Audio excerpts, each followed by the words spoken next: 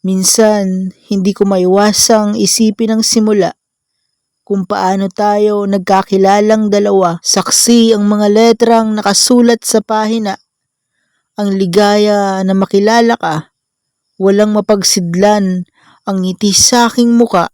Tila isang pangakong nagbabago ng anyo, katulad ng mga litrato sa aking libro.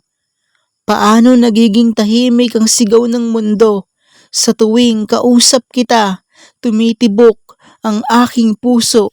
Ngunit nangangamba na baka dumating ang panahon na ika'y mapagod. Baka isang araw maramdaman ko na hindi na ako. Mahirap paghandaan ng mga posibleng maganap sa ating pag-iibigan dahil ngayon, unti-unti ko nang nararamdaman ang iyong dahan-dahang paglisan. Mga sandaling nagmamahalan pa, pero ngayon na ang ating pinakahihintay na paglaya.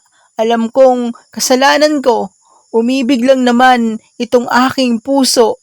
Bakit ba nasasaktan kung kailan tayo'y nagtatagal? Ito na ba ang ating huling tagpo? Limutin na ang dating nagmamahal sa'yo. Ako ililisa na sa ating huling yugto.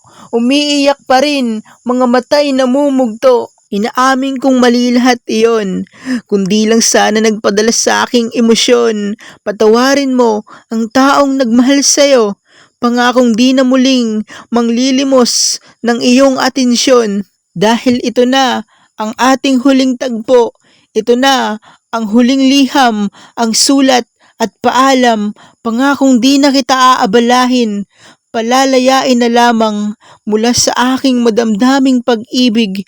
Isang aral at isang pangako na malabo. Katulad sa mga huling sandali na magkausap tayo sa ating huling tagpo.